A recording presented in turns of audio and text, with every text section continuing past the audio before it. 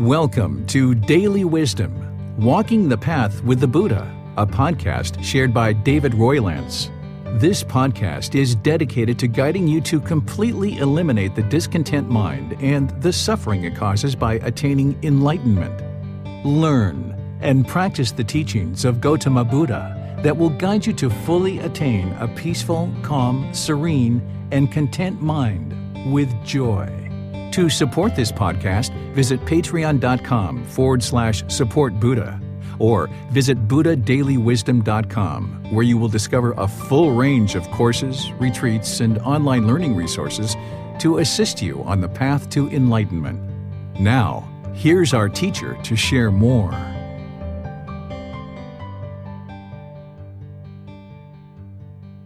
Sawadee Kap. Hello and welcome to Daily Wisdom, Walking the Path with the Buddha. Today is our Pali Canon and English study group, and we're studying the words of the Buddha in this book series titled The Words of the Buddha, The Path to Enlightenment, Revealing the Hidden. This program goes book by book, chapter by chapter, over the course of multiple Saturdays, about a 1.5-year program. We typically start with a brief meditation to prepare the mind, and then we study 10 individual chapters per class. This class, we're in Volume 5, chapters 21 through 30, and students will oftentimes be studying these chapters prior to class, and then we come to class and a student will read the chapter. I will share teachings on that chapter and then open up to any questions that you guys have, more like a study group. And then as we go through all 10 chapters, we will then do the next 10 in our following class. You can actually get these books by downloading them from buddhadailywisdom.com. You'll see the link for free books. You can also take that book and go print it if you'd like, or you can order it on Amazon if you'd like a printed version of it. And you can even just read it online if you like. And reading the chapters either before class or after class really helps because you have the words of the Buddha, you have a reference back to the original source text of the Pali Canon, and then you have words from me to help you deeper reflect on what it is that the Buddha is teaching you in his actual words. So I'd like to welcome all of you to our class today, and at the same time invite you to join for a brief meditation as we prepare the mind for learning, which will help you to retain the teachings and then apply them for a longer period of time. So if you'd like to join, you might just take a seated position, either in a chair or on the floor. And then if you would like to join along in the chant, I usually do chanting to ease into meditation. And then I'll give you some brief guidance, and then we'll come out of meditation with some chanting as well. Arahang Samma Sambuddho Bhagava Bhutang Bhagavanhang Abhivateyami Savakhato Bhagavata Tammo Dhammang Namasami Supatipano Bhagavato Sāvaka Saṅkho Sanghang Namami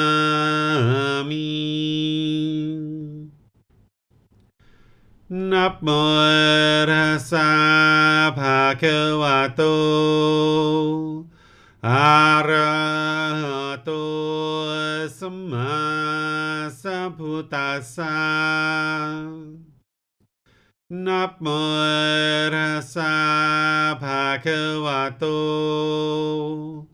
Arahato Samma Sambuddhassa Namo Tassa Bhagavato Arahato Samma Sambuddhassa Iti piso Bhagava Arahang Samma Sambuddho วิชาจารนังสัมมุโนสกขาโตโรกาวิโต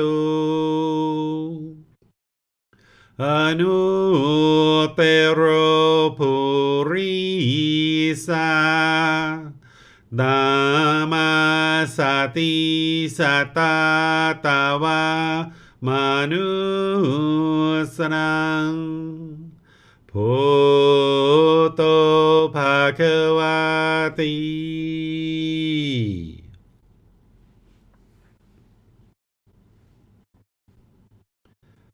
Okay, with the lower body comfortable and the hands and arms relaxed, and the upper body erect, just close the eyes and start breathing in through the nose and out through the nose.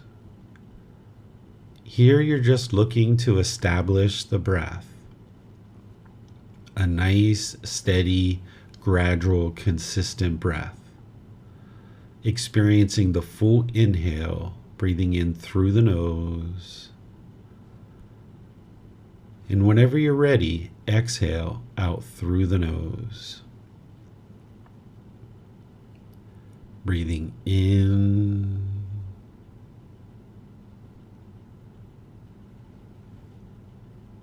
and out.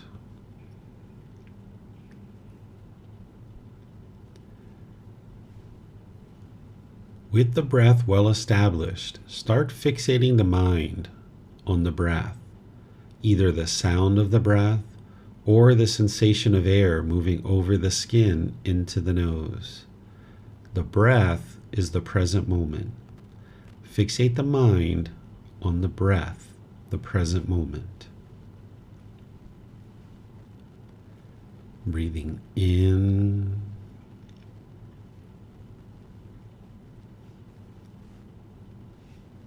and out.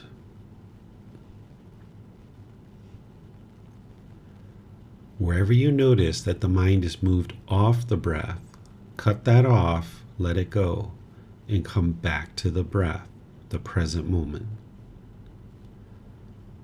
Breathing in and out.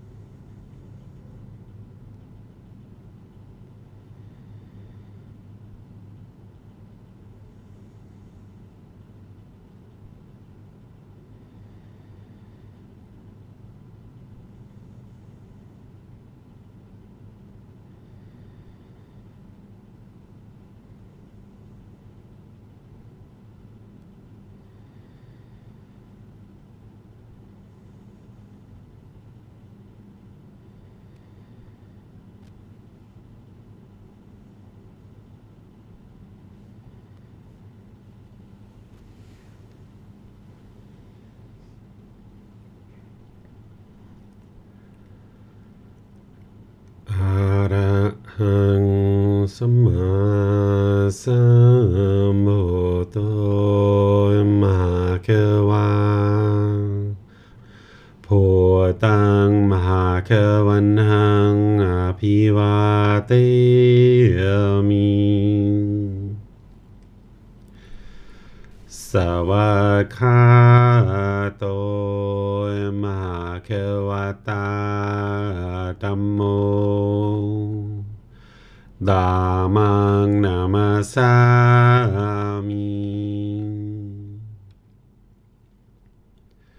Supatipano mahakavato Savaka Sangho Sanghang namami Namo Tassa Bhagavato Arahato Samma Sambuddhassa Namo Tassa Bhagavato Arahato Samma Sambuddhassa Namo Tassa Bhagavato Arahato Samma Sambuddhassa Iti piso mahakavan Arahang Samma Sambuddho Vichacharanang Sammuno Sakato Rokavito Anutero Purisa Dhammasati Satatava Manusanang Poto Bhagavati.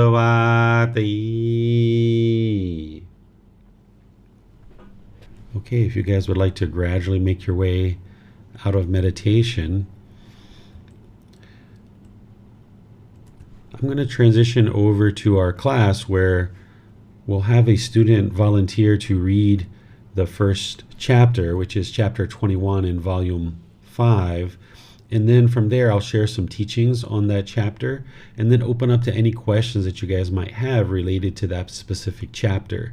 As you have questions, if you're in Facebook, YouTube, or Zoom, you can put that into the comment section and I'll be able to see that and be able to then help you to answer any questions that you might have. If you're in Zoom, you can electronically raise your hand and ask any questions or follow-up questions directly. So I'll go ahead and turn things over to all of you guys. Marcy asked to read the first chapter, which is chapter 21. If you'd like to go ahead, Marcy. Yes, thank you, Teacher David. 6 benefits in realizing the fruit of stream entry. Monks, these are the 6 benefits in realizing the fruit of stream entry. What 6? 1 is fixed in wholesome teachings. 1 is incapable of decline. 1's discontentedness is limited. 1 comes to possess wisdom not shared by others. 1 has clearly seen causation. 1 has clearly seen casually arising objects. These are the 6 benefits in realizing the fruit of stream entry. Okay, thank you, Marcy. So here, chapter 21, the Buddha is explaining the 6 benefits of reaching to this first stage of enlightenment called stream entry.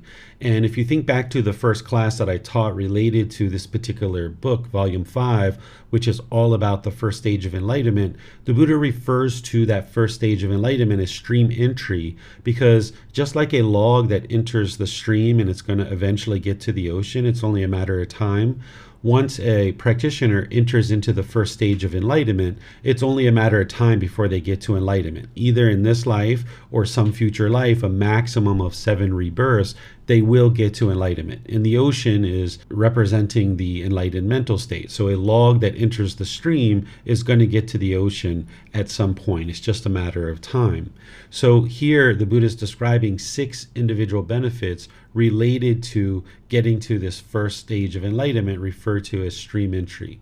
The first one is that one is fixed in the wholesome teachings. What he means by this is that by the time you get to the first stage of enlightenment, you've eliminated the first 3 fetters. And what a fetter is it's a pollution or a taint or a defilement of the mind. It's like a shackle and a chain around your ankle, keeping you like a prisoner trapped in the unenlightened state and in the cycle of rebirth. So what you're doing along this path to enlightenment in order to get to enlightenment is to eliminate all 10 fetters.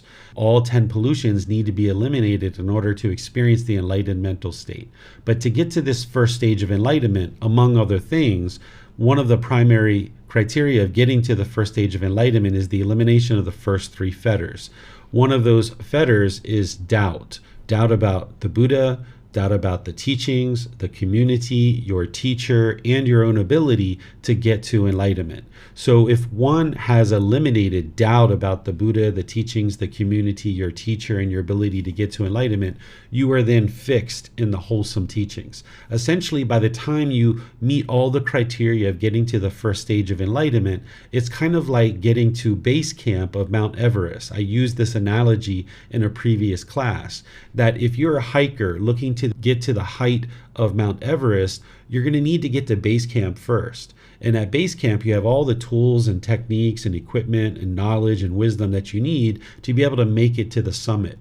But before you ever get to base camp of Mount Everest, you've already done a lot of years of preparation of understanding equipment and hiking techniques and all kinds of wisdom that you would have needed to develop in your journey to learn about hiking to get to the base camp of Mount Everest. But now that you're at the base camp of Mount Everest, you have all the tools and techniques and wisdom that you need to get to the actual summit, to the summit of Mount Everest.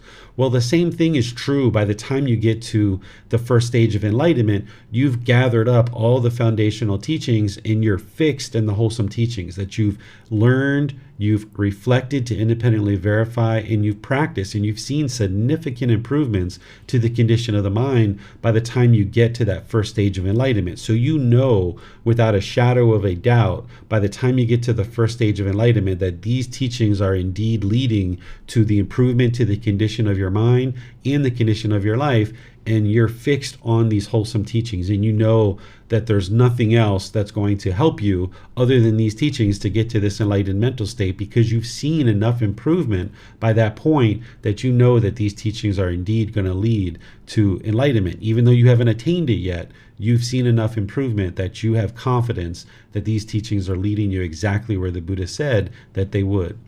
The second benefit here is that one is incapable of decline. Once you get to the first stage of enlightenment, your mind is incapable of regressing backwards from there. All other aspects and all other times during your journey to enlightenment, your mind can actually regress up until you get to that first stage of enlightenment and beyond. So when you first start, if you've been practicing the teachings for a month or 2 or 3, if you became complacent, your mind would regress. Or even 6 months, a year, what have you. If your mind isn't yet in that first stage of enlightenment, your mind would regress. Even in the jhanas, which are preliminary phases that the mind goes through before it gets to the first stage of enlightenment, the mind can regress out of those jhanas. So once you get to this first stage of enlightenment, your mind can't regress backwards. So you've developed a certain amount of concentration and focus, a certain amount of clarity of mind, a certain amount of wisdom, a certain amount of mindfulness and equanimity, a certain amount of loving kindness and compassion, all these other wholesome qualities to get to that first stage of enlightenment. And from that point, your mind can't regress backwards. And this is what the Buddha taught during his lifetime related to training the mind. Well, nowadays we have scientists and doctors, researchers who are actually studying the brain with MRIs, CAT scans, and other devices, because we have these available to us that weren't available during the lifetime of the Buddha. And while the mind and the brain are two different things, there's definitely an effect when you're training the mind to the brain. So when the researchers are studying the brain of individuals who are meditating consistently and for a long-term period, they observe that there's certain physical changes that are happening to the brain that are very positive changes and help one to function in a better way with these changes in the brain. And they observe that once they get to a certain point in their training, that those changes that have occurred, the brain doesn't change back to the way it was prior. That these changes are essentially indefinite for the rest of this life, that they're going to see that the brain isn't going to revert backwards. And this is exactly what the Buddha taught. So science is actually proving what the Buddha taught related to the mind is actually occurring in the brain. So once you get to that first stage of enlightenment, your mind won't regress or decline, or you won't see a diminishing of the qualities of your mind. You'll only see improvement from that point forward. The third benefit he's describing is that one's discontentedness is limited. Based on what you experienced prior to being on the path to enlightenment, and as you first got started on the path to enlightenment, by the time you get to the first stage of enlightenment, your discontentedness has significantly diminished. It's a mere fraction of what it used to be. In the first stage of enlightenment, you're still experiencing discontentedness, but it's a mere fraction of what you once experienced. So there's this limiting effect, and this is part of what helps you to understand that these teachings are indeed leading to an improved condition of mind and an improved condition of your life, because you can see the truth for yourself. You know what once arose anger in the mind or frustration or other discontent feelings, and now you're experiencing those same set of circumstances and situations, and you're noticing that your mind is peaceful and joyful in those same situations. So you can observe for yourself that the condition of the mind is improving because you know what used to arise anger and frustration in certain situations. So you can then see that and know that these teachings are indeed leading to an improvement. So you'll notice the significant diminishing of discontentedness in the mind by the time you get to the first stage of enlightenment. One comes to possess wisdom not shared by others. So in order to get on this path to enlightenment and learn, you're not believing teachings, you're learning, you're reflecting to independently verify, and you're practicing. And as part of this journey, you're cultivating wisdom. That's what actually antidotes the ignorance or the unknowing of true reality. That's what transforms the mind away from craving and anger and all these other defilements that are in the mind, is getting to wisdom. And now when you're applying that wisdom, you see the improvement to the condition of the mind. And there's certain wisdoms that you learn as part of this path to enlightenment that other people in the world just don't possess. As you're progressing on this path, you will have deeply understood what's causing your discontentedness and how to actually eliminate it. And as you look out into the world, you'll see that the vast majority of the world is completely unknowing of true reality. They just don't understand that they're causing their own discontent feelings, and they don't know what's causing it. They don't know how to eliminate it. And there's many aspects of the path that you're gaining wisdom about that other people just won't understand. And it's important to know that to be the case, because you can be in certain situations where somebody's describing something and having such turmoil and so much difficulties over something that you see is just so simple and so basic because of your development and accumulation of wisdom. And you really need to arise loving kindness and compassion in this situation, because this person is really struggling and having a lot of turmoil, and it's just because of their lack of wisdom. And you're not interested in being dismissive or talking down to this person with conceit or arrogance. So you really need to arise loving kindness and compassion for all these beings that are struggling in the world because of this lack of wisdom. So as you come to understand this wisdom that is not shared by others, be appreciative of that you've done the work, and know that you're fortunate to have decided to move forward with learning and practicing these teachings, but at the same time, remain humble and also with loving kindness and compassion as you see people are really struggling in the world. Number 5 is one has clearly seen causation. What the Buddha is describing here is the natural law of Gama, of cause and effect, or action and result, the results of your decisions. By the time you get to the first stage of enlightenment, you will have clearly seen the natural law of Gama, and you'll know with 100% certainty that it is the truth. You won't believe in the natural law of Gama. You will know with 100% certainty that it's truth because you've seen enough experiences in your past, in your life, that you've seen this cause and effect. Because all the teachings of the Buddha, in one way or another, come back to causation and the natural law of Gama, of cause and effect. And what you're doing is you're learning, you're reflecting to independently verify, and you're practicing to see the truth for yourself. And you become more and more clear of understanding this natural law of Gama. And even as simple as things like the 5 precepts, there you're learning the natural law of Gama, or the Eightfold Path. Because in the natural law of Gama, the Buddha teaches in the 5 precepts about living compassionately for the welfare of all living beings and choosing to abandon the taking of life. He teaches about eliminating stealing and sexual misconduct and lying and substances that cause heedlessness. And as you've done these particular things in the past, or maybe as you're even doing them now, you will see this cause and effect relationship that if you're doing these things, it's going to lead to unwholesome results because they're unwise decisions. And as you make wise decisions based on the natural law of Gama, you will see the wholesome effects of that. So you will have clearly seen by the time you get to the first stage of enlightenment, this causation and this natural law of Gama. You're still learning it. You're still developing your wisdom around it, but you would have seen it and understand it, that yes, this is indeed the truth. And what you're doing on this journey to enlightenment is getting more and more familiar with that natural law of Gama so that you can gain wisdom, make wise decisions that lead to wholesome results, and eliminate your unwise decisions that lead to unwholesome results. And then number 6, one has clearly seen causally arisen objects.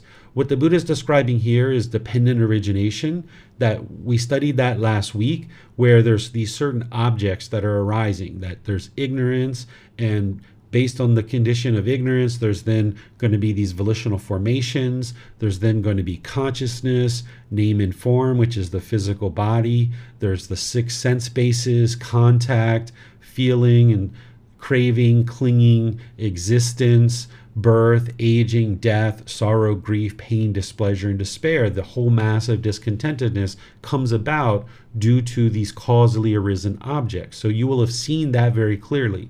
And you would understand things like the universal truth of impermanence, that these conditioned objects, they arise, they change, and they fade away. And you will have had all this wisdom. So these are the 6 benefits that the Buddha is describing as part of realizing the fruit of stream entry. And one of the things that I will share here, which I've already pretty much shared, is one of the other benefits is that you have all the teachings that you need in order to get to enlightenment. By the time you get to the first stage of enlightenment, you haven't mastered all the teachings by the time you get to the first stage of enlightenment, but you've at least explored things like the 3 universal truths, the 4 noble truths, the Eightfold Path, the 5 precepts, the 3 poisons, the natural law of Gama. You understand what is merit. You understand the 5 aggregates, the 6 sense bases, dependent origination. You have a well-developed meditation practice, and so forth and so on. There's a whole host of teachings that you need to collect up and become very accomplished in view, accomplished in generosity. You would have developed your mindfulness and all these other teachings, but you haven't fully mastered these teachings yet, but you've at least explored them all and understood them. Even things like the 7 factors of enlightenment, you would understand what those things are. So that's what the first part of your journey is doing, just like that hiker is working to get to base camp of Mount Everest and going through all the equipment, techniques, taking all these individual hikes to learn how to do this work to get to the base camp of Mount Everest. You're doing the same thing as you first start your journey, exploring all these different things and collecting up all the foundational teachings so that by the time you get to the first stage of enlightenment, you have everything you need in order to make your journey the rest of the way to enlightenment itself. including having a teacher and having resources and having books and being able to reach out for personal guidance and things like this. These are all things that you're developing as you get to that first stage of enlightenment. You wouldn't just stumble into the first stage of enlightenment by accident. You would have had concerted efforts and deliberate decisions that led to that stage of enlightenment. Let me see what questions you guys have on this. You can put that into Facebook, YouTube, or Zoom, or you can raise your hand in Zoom and ask any questions that you like. Okay, I'm not seeing any more questions here. We'll move on to the next chapter, which is chapter 22. And Marcy volunteered to read all the chapters. Unless there's other people in Zoom that would like to read, please raise your hand if you would like to read in Zoom. Otherwise, I'll just default to Marcy and let Marcy read each chapter. But all of you guys that are in Zoom, you're welcome to read at any time. The dream enterer is worth more than being a wheel-turning monarch. Monks, although a wheel-turning monarch, having exercised supreme sovereign rulership over the 4 continents, with the breakup of the body after death, is reborn in a good destination, in a heavenly world, in the company of the heavenly beings of the heavenly realm. And there is the Nadana grove accomplished by an entourage of heavenly nymphs. He enjoys himself, supplied and endowed with the 5 chords of heavenly sensual pleasures. Still, he does not possess 4 things.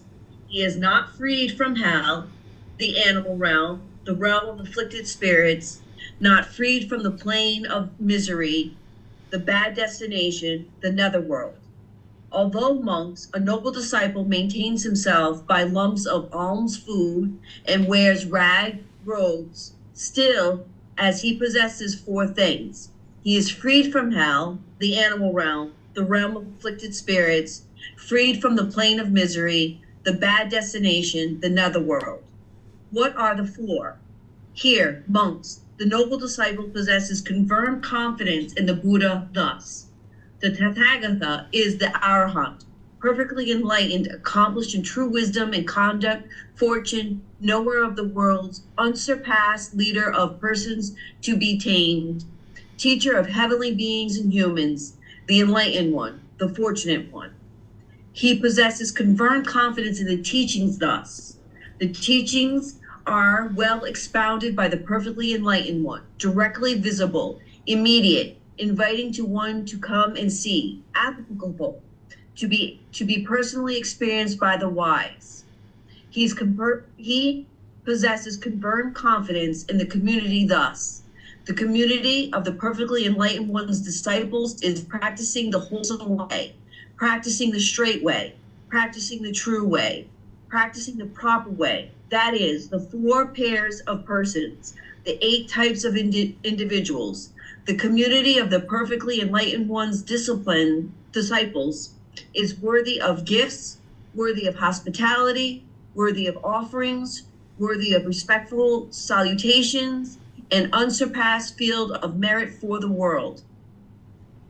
He possesses the virtues, moral conduct, dear to the noble ones, unbroken, untorn, unblemished, unblotched, liberating, praised by the wise, not misunderstood, and leading to concentration. He possesses these 4 things, and monks, between the obtaining of sovereignty over the 4 continents and obtaining the 4 things, the obtaining of sovereignty over the 4 continents is not worth a 16th part of the obtaining of the 4 things. Okay, thank you, Marcy. Let me explain to you first what a wheel-turning monarch is, and then I'll explain to you the rest of this discourse. What a wheel-turning monarch is this is a individual who is leading a population of people and doing so through the wisdom of the teachings of the Buddha. So during the lifetime of the Buddha, there weren't countries and states and presidents and prime ministers, there were kings. And these kings and queens would rule over a certain population of people. And a Buddha coming into the world a Tathagata arising in the world, this is really great for all of humanity. It helps to move civilization forward, because a Buddha arising in the world means that there's deep, profound wisdom about the path to enlightenment that's going to help countless people get to enlightenment during that particular lifetime of the Buddha. And a Buddha is going to turn the Dhamma wheel when they awaken from enlightenment. A Dhamma wheel is a circle with 8 spokes on it that is figuratively on the head of a Buddha. So where the skull is, the top of the scalp and the skull and the back of the head come together, there's a flat spot there. And a Buddha is going to turn this Dhamma wheel counterclockwise upon their awakening to enlightenment. And this is a signification of humanity stepping forward and civilization stepping forward. And a Buddha is then going to work to bring the teachings of the path to enlightenment into the world in a more and more vibrant way, so that countless people can experience the enlightened mental state during their lifetime. So a wheel-turning monarch is very helpful to a Buddha, because this is a leader of a large population of people who is now making decisions in their population of people based on the teachings of the Buddha. So they're going to be practicing things like generosity and loving kindness and compassion. So if you can think of like a president or prime minister or somebody like this, a leader of a large population of people in today's society, if they were functioning based on the teachings of the Buddha, this would be really helpful for that population of people, and it would be helpful for a Buddha to be able to bring their teachings into the world, because now more and more people would be experiencing a leader making decisions based on the teachings of the Buddha. So a wheel-turning monarch has great influence to help bring the teachings of the Buddha into the world. And what the Buddha is sharing here is that a wheel-turning monarch, while they're actually quite beneficial, they haven't accomplished that which a stream enterer has accomplished. What a stream enterer has accomplished, among other things, is that they have confidence in the Buddha, the teachings, the community, and they're practicing virtuous behavior. So they significantly reduce the harm that they're causing through their moral conduct. And a person getting to the first stage of enlightenment, this is going to be very helpful to anybody who interacts with that individual, because they'll be able to function in such a way that other people will be able to absorb certain aspects of the teachings, and then the wisdom can come into the world and help more and more people to experience this enlightened mental state as a stream enterer is interacting with other people. So the Buddha is saying that a wheel-turning monarch hasn't yet accomplished these 4 things, and that because of that, they are still potentially going to be reborn into the lower realms of hell, animal, and afflicted spirits. Remember, the Buddha never uses rebirth in the lower realms as a way to guilt, shame, or fear people into learning and practicing his teachings, because part of what he's doing, and a major significant aspect of what he's doing, is helping you to eliminate guilt, shame, and fear, among other discontent feelings. So here, he's just speaking the truth that if somebody hasn't yet developed these 4 qualities, they have the potential that they could be reborn into the lower realms of existence. So the Buddha is saying that even if a wheel-turning monarch were to be in existence, they're not as beneficial to bringing the teachings into the world to help others to experience this enlightened mental state as much as a stream enterer. A stream enterer has accomplished these 4 things, where they have confirmed confidence in the Buddha, the teachings, the community, and they're practicing a moral conduct which is significantly reducing any harm that they're putting into the world, because they're now practicing the Eightfold Path, and they've no longer causing harm through their intentions, their speech, and their actions. So the Buddha is saying that a stream enterer and a wheel-turning monarch, if a wheel-turning monarch has rulership over 4 continents, which is what they must have been aware of during the Buddha's lifetime, that is not as significant as a stream enterer who has obtained these 4 things: the confirmed confidence in the Buddha, the teachings, the community, and they're practicing this virtuous moral conduct. What questions do you guys have on this chapter? Looks like Max has a question. If you'd like to go ahead, Max. Yes, sir. I was just curious if you had any examples of someone specifically who might be a wheel-turning monarch, whether that's in Chiang Mai or wherever else in the world, if you had examples of specific people. Yeah, I've seen some individuals here in Thailand who are leaders of Thailand that function very much based on the teachings of the Buddha. The previous king, King Rama number 9, who was very well respected by a lot of people in Thailand, he may have been even more than a wheel turning monarch. He might have been in one of the stages of enlightenment, actually, that he functioned in a way that was very helpful to the Thai people. He died in 2016, so he's no longer here, but he's a great example. I've seen certain prime ministers of Thailand function in ways that I would consider to be functioning based on the teachings of the Buddha. I can give you one simple example of a decision that I saw this person made. Back in 2010, when I was not living here yet, I was visiting Thailand and I saw come on the news that this prime minister was announcing to the Thai people that Cambodia, a neighboring country, had flown an airplane over eastern Thailand, a kind of a very open and sparsely populated area, and had dropped a bomb in Thailand. And the prime minister was coming on the TV and explaining to the Thai people what had happened and that nobody had been killed and nothing like that had happened. And they weren't quite sure why the Cambodians decided to do this. And what they were informing the Thai people about is that they have been in touch with the Cambodian people and their political leaders there and let them know that they're unsure of why this has occurred. They're going to let them calm down for 2 weeks. And then in 2 weeks' time, they're going to send a delegation to Cambodia and figure out why this occurred so that it could be resolved and addressed. So to me, this is like functioning through the teachings of the Buddha, because not every country would function that way. Depending on what country you live in, if a neighboring country came and dropped a bomb on you, what would your leaders do? Right? So here in Thailand, they understood that if they went ahead and they started bombing Cambodia right away, it would escalate this situation. And what they're trying to do is they're trying to extinguish this Gama. And since they don't know the truth of what the real issue was, they decided to get in contact with Cambodia, let them know that they were aware of the bomb, that they're not quite sure why this occurred. They would like to give them an opportunity to calm down, and they would like to listen and understand what their problems are, and that they're going to send a delegation to their country in 2 weeks to have discussions. And I didn't hear what the resolution was to that, but there weren't any more bombs that were dropped beyond that. So that is what a wheel-turning monarch can do. If they're practicing the teachings of the Buddha, they understand causality, they understand Gama and the natural law of Gama, and they understand that just, launching, warplanes to go bomb your neighboring country that just happened to drop a bomb on you isn't necessarily the best thing to do in all situations. So they were able to diffuse this without any bloodshed whatsoever. And this is a perfect example of what a wheel-turning monarch could do. And even though it's called a wheel-turning monarch, this could be a prime minister, a president, a community leader, anybody who's responsible for guiding a large population of people. Okay, so Buddha would have been a wheel-turning monarch himself then? He's not in a position of authority, so he wouldn't be a wheel-turning monarch, where a wheel-turning monarch would be someone who's in a position of authority. And today that would be like elected leaders and community leaders and things like that. Okay, I understand. Thank you, sir. You're welcome.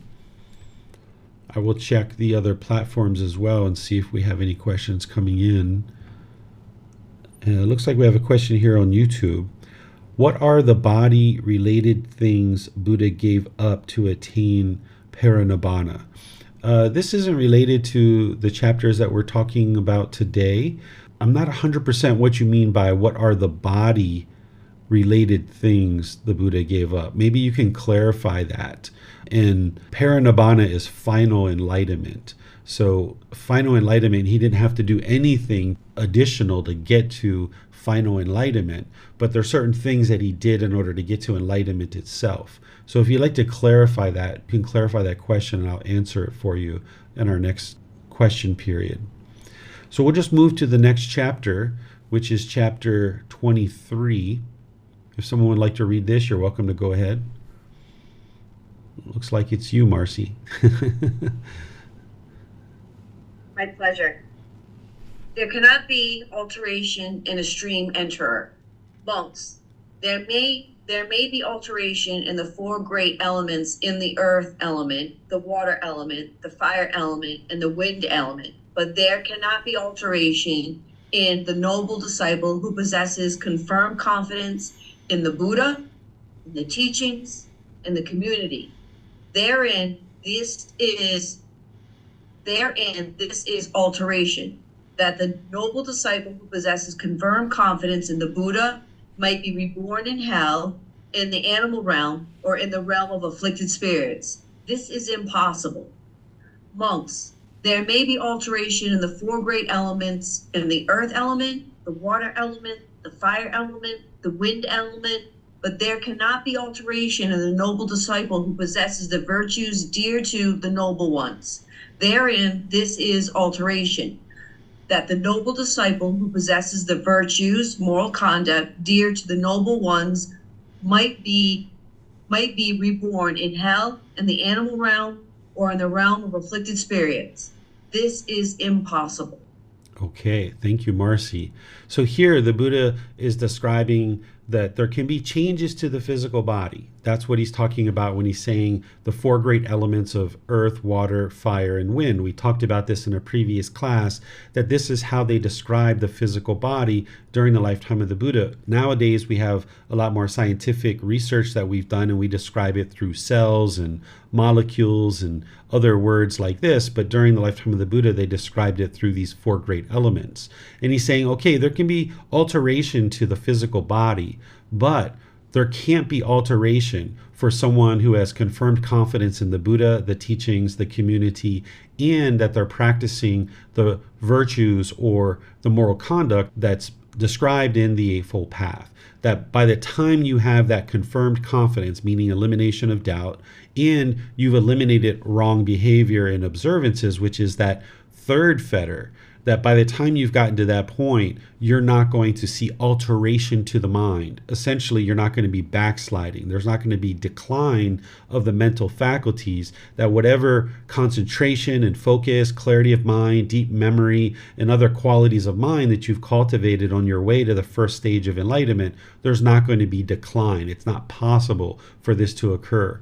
And once you get to that first stage of enlightenment, it's not possible for you to be reborn down into the lower realms of hell, animal, and afflicted spirits. If you die in that first stage of enlightenment, you will be reborn back into the human world.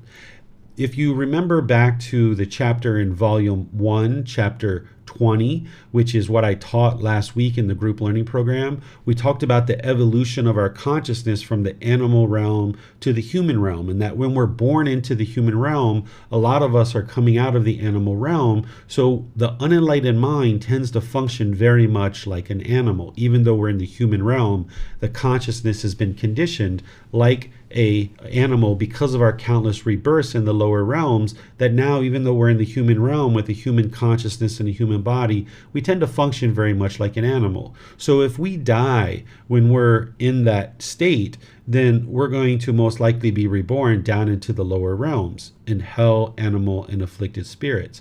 But by the time you cultivate your consciousness to the point of becoming a stream enterer, you've essentially become a better and better and better human being. That's what the path to enlightenment is that you're learning how to become a better and better human being through the wisdom and cultivation of the mind. So if you die in the first stage of enlightenment, you're going to come back into the human world as a human being with another opportunity to get to enlightenment. This is part of the evolution of your consciousness. But when we're in that state of unenlightened with a lack of wisdom, we oftentimes function like a hell being or like an animal or like an afflicted spirit, even though we're in the human realm. And that's why we tend to be reborn into those lower realms. What is the cause of rebirth is craving, desire, attachment. This is the fuel that causes rebirth. So whether we're actually reborn or not is based on whether there's craving in the mind at the time of death. Which realm we're born into and what condition we are in that realm is based on the condition of our mind. It's based on the gamma, the cause and effect.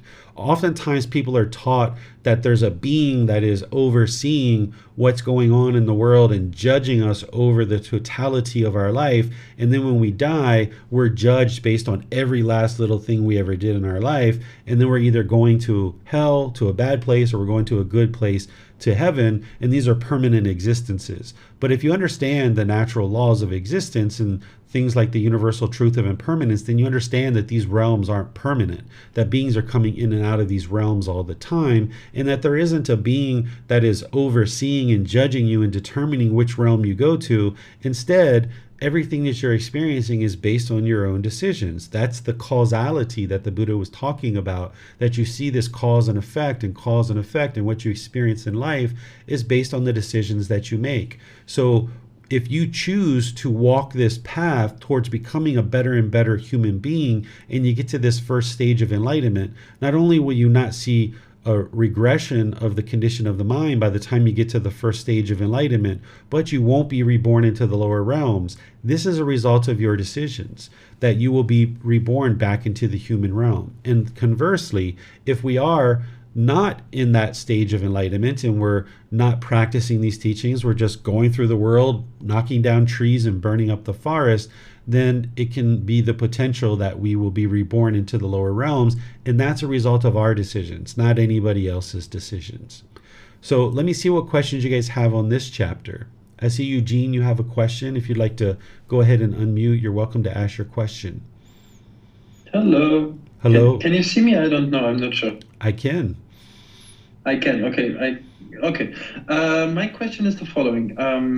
The point about the confidence in the Buddha and in the teachings, I'm fine. I have the full confidence.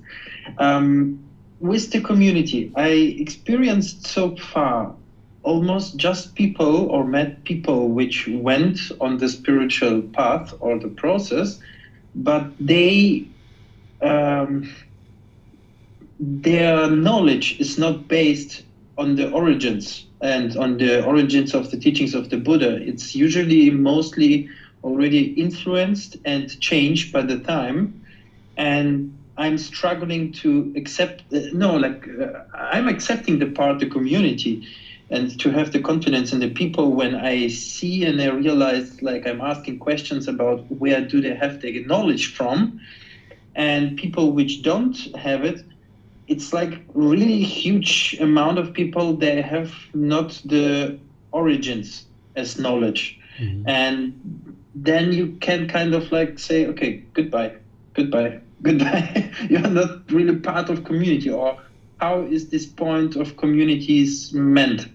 Sure. So during the lifetime of the Buddha, there was the Buddha and all of his students, ordained students and household students that were his community. And then there were other teachers in that same region of the world that were teaching various teachings. And all those teachers were claiming that it was their teachings that led to enlightenment. But the Buddha knew that it wasn't their teachings, that he had discovered what it took to get to enlightenment. And he could see that people were teaching to hang yourself upside down from trees, lays on beds of nails, starve yourself, pierce your body with metal implements. And none of these things led to enlightenment because he did these things and it didn't work. So he knew he had discovered what it took to get to enlightenment. So there was his community, but then there were other communities as well. And what he's saying is that you would have confidence in the community that you're part of. So like all the students who are studying with me, we're part of a larger community of Buddhist practitioners, but we have our own little community here in Chiang Mai and online. I have thousands and thousands of students all over the world. And as you're learning these teachings closely, one of the reasons why an individual builds confidence in their community of practitioners that they're part of is that as you come around various members of the community, you start observing how people are practicing. So maybe you really admire how Marcy's being generous to read the chapters, and maybe she's using right speech, and you're like, oh wow, I would like to incorporate some of that into my practice. Or maybe Max is looking at Eugene in the way that you respectfully asked the question and is like, oh wow, I really like how he interacted with the teacher. He was so polite and respectful. I think I'll draw some of that into my practice. So the more that you're around your community of practitioners that are learning these good, wholesome teachings, you have these role models to be able to then absorb a certain amount of teachings. Of course, you're learning from your teacher, you're learning from the resources that a teacher is providing, but you're also learning and modeling your conduct around the community that you're part of. So this is what helps you to build your confidence, that as you interact in this community, that you start to be encouraged, supported, and motivated, and you start being able to better develop your practice based on observations that you have of members in the community. And this is what helps you to ultimately build your confidence. So what you're describing, Eugene, is people who aren't studying with me, or they're not studying maybe even the words of the Buddha or even the path to enlightenment. And that's why you probably don't have confidence in those individuals, but you shouldn't be dismissive of them.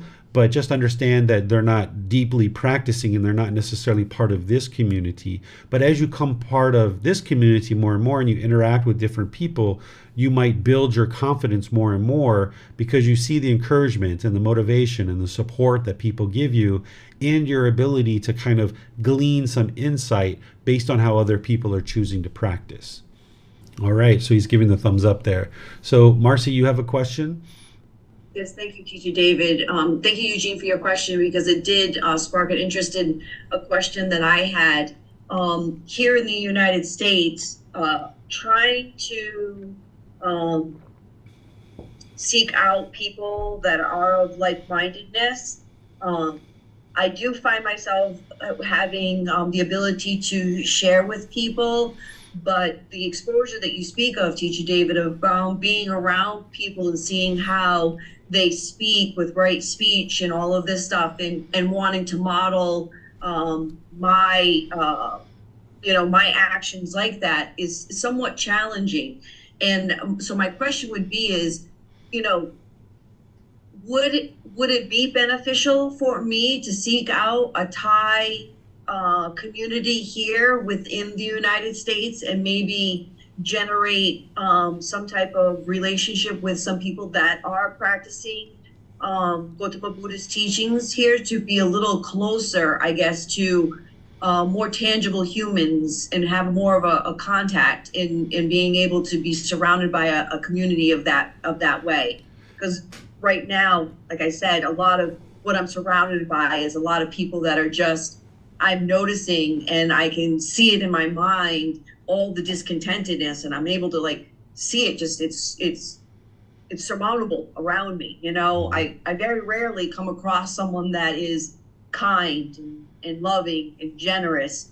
So I didn't know if that's maybe something that might be beneficial. You could, but you're not required to. And if you do decide to go in that direction, understand that a lot of the places that are set up as a temple or a Buddhist center, they're not necessarily practicing based on the words of the Buddha. So in my time in the US and here in Thailand, I've visited well over 200 temples in my lifetime, and I've only ever been to one that was sharing the teachings of the Buddha in the words of the Buddha. So that's less than 1%. So if you do enter into some of these communities, while Thai culture is very informed by Buddhist teachings, and you'll see that the Thai people learn a lot of things like right in view, right intention, right speech. They won't necessarily call it that, but they're kind of growing up with those kinds of teachings in their household. But what they're practicing sometimes at the temple are the rites and rituals, ceremonies, worship, and things like this. So you could go in that direction and develop those kind of relationships, but don't feel like you're required to. The community that you guys are all part of is, we have this online community, we have this Facebook community, we have a community here in Chiang Mai, like we're having a international retreat coming up in August where people are coming in from all over the place to be able to be together with the community. So you guys are always welcome to participate in these kinds of things. You're also welcome to invite me into your local area in order to share the teachings and help build up a community in your local area, whether that's physically come there or whether you organize a little group of people and then I use Zoom to come in to meet with you guys, and maybe you could have me on a computer screen or a TV or something like that, and I can help you guys to learn. These are all options for you, but don't feel like you have to do it. But this is what the Buddha is referring to as a community, is that you normally are part of a community, and you guys are part of a community. It happens to be nowadays that we're doing it online and we're doing it in person as well. So we have this international community of people that can connect all over the world. Let's see, I'm not seeing any follow-up question from the person on YouTube. One thing I will say for this question on YouTube, Bhavana, I think that's the way you pronounce her name, I'm not sure. It says, what are the body-related things Buddha gave up to attain parinibbana? As I mentioned, parinibbana is final enlightenment, so there's nothing additional that he would need to let go of in order to get to parinibbana, because he already got to enlightenment. But also remember, everything that you're doing in order to get to enlightenment itself is inside the mind. It's not a bodily thing. It's all the work is being done inside the mind. So if you do have a follow-up, you're welcome to post that in YouTube and I'll be able to answer. But I'm not quite 100% sure of your question there. And if you need to clarify that, feel free and I'll answer anything that you share there. All right, so let's move to the next chapter, which is chapter 24. We have a whole series of 4 different discourses that are all about accomplishment in view, and it's going to help you get insight into what it is that you're developing on this path in order to get to the first stage of enlightenment. So go ahead, Marcy. 6 cases of incompatibility by one accomplished in view. First disclosure. Monks, there are these 6 cases of incompatibility. What 6? One accomplished in view is incapable of considering any condition, phenomenon, thing as permanent. Incapable of considering any condition, phenomenon, thing as pleasurable. Incapable of considering any phenomenon, thing as self. Incapable of doing a grave act that brings immediate results. Incapable of resorting to the belief that purity, enlightenment, comes about through superstitious and auspicious acts. Incapable of seeking a person worthy of offering outside here. These are 6 cases of incompatibility. Okay, thank you, Marcy. So let's go through each of these individually. What the Buddha is talking about here is 6 things that are impossible for one who's accomplished in view. Now, in order to get to the first stage of enlightenment, you need to be accomplished in view.